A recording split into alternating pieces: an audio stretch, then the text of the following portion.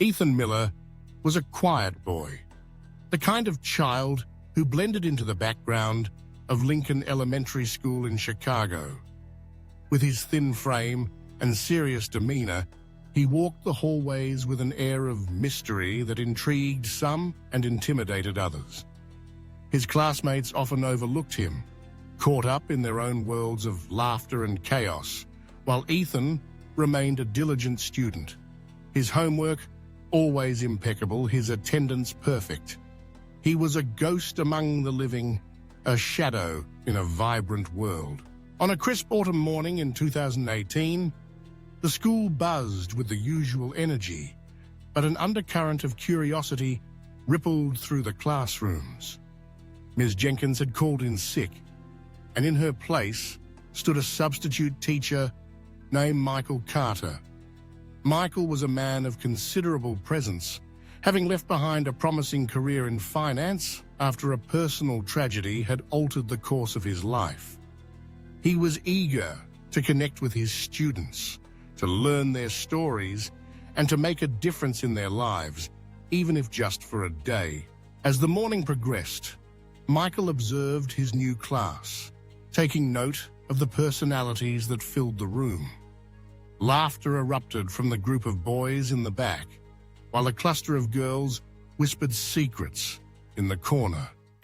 Yet, amidst the noise, Ethan sat at his desk, head bent over his work, seemingly oblivious to the commotion around him. Michael couldn't help but feel a pang of curiosity about the boy who seemed so lost in his own world. Friday arrived, and with it, the promise of the weekend. The classroom buzzed with excitement as students packed their bags and prepared to leave. Michael walked around, checking in with each student, offering encouragement and praise. As he approached Ethan, he noticed the boy's backpack was slightly unzipped. A folded note peeked out, and without thinking, Michael gently pulled it free. The moment he unfolded the note, his heart sank. The words scrawled in Ethan's careful handwriting revealed a truth that would change everything. Ethan had been living alone since his mother, Rebecca Miller, passed away 8 months prior.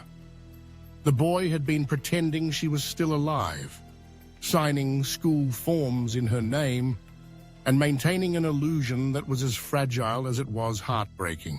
Michael's mind raced as he processed the information. How could a child so young be left to navigate such a difficult life alone? The note spoke of loneliness and fear, of a boy trying desperately to hold on to the memory of his mother while grappling with the reality of her absence. It was a cry for help, wrapped in a veil of secrecy. Determined to understand Ethan's situation better, Michael made the decision to follow him after school. He watched as Ethan walked through the streets of Chicago, his small frame seemingly dwarfed by the towering buildings around him. The boy moved with purpose, his eyes focused ahead, unaware of the world around him.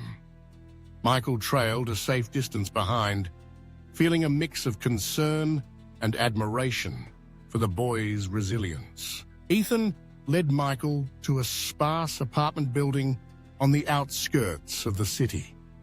The building was old and worn, but as Ethan climbed the stairs to the second floor, Michael could see the determination in his step. When Ethan finally unlocked the door to his apartment, Michael hesitated for a moment before stepping inside. The space was bare, with little more than a small table, a few chairs, and a single bed in the corner. The walls were painted a dull beige, and the air was thick with silence. Ethan moved to a small drawer and pulled out a photograph, holding it delicately in his hands. It was a picture of his mother, Rebecca, smiling brightly, her arms wrapped around him in a warm embrace. Michael felt a lump form in his throat as he watched Ethan's expression shift from pride to sorrow. "I miss her," Ethan whispered, his voice barely audible. "I pretend she's still here. I don't want anyone to know." Michael's heart ached for the boy. He knelt down to meet Ethan's gaze. "You don't have to pretend anymore, Ethan. I'm here to help you." As they spoke, Ethan revealed a hidden stash of cash beneath the floorboards, funds his mother had saved to ensure his independence.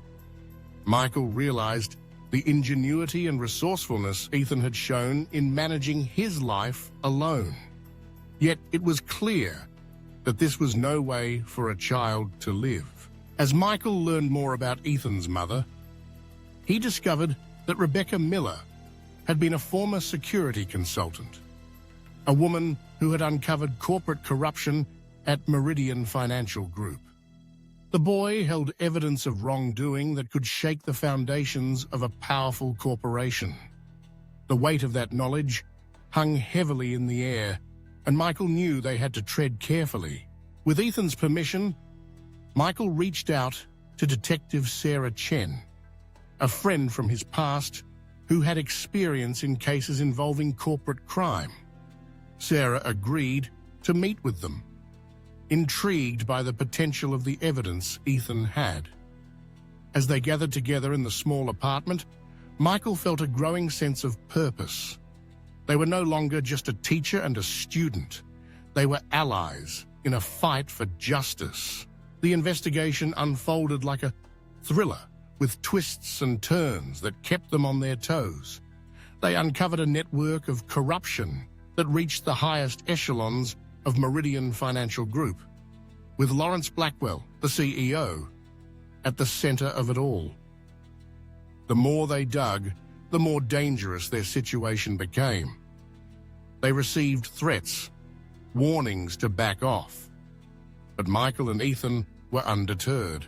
One evening, as they pored over documents in the dim light of the apartment, they learned of a witness protection associate who had been involved in Rebecca's case. This connection could provide them with the leverage they needed to expose the truth. With Detective Chen's help, they arranged a meeting hoping to uncover the final pieces of the puzzle. As they prepared for the meeting, the tension in the air was palpable. Ethan, despite his young age, displayed a bravery that belied his years.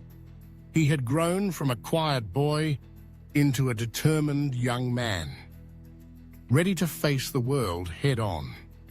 Michael felt a surge of pride for Ethan, who had formed from a shadow into a beacon of hope. The meeting revealed shocking details about the extent of the corruption and the lengths to which the corporation would go to protect its interests. But just as they thought they were gaining ground, tragedy struck. Lawrence Blackwell was found dead, an apparent murder that sent shockwaves through the city. The news was a double-edged sword. While it could potentially expose the corruption, it also put Ethan and Michael at greater risk. In the following days, they learned that the true mastermind behind the corruption was Victoria Hammond, Blackwell's right-hand woman. Victoria was cunning and ruthless, willing to eliminate anyone who stood in her way.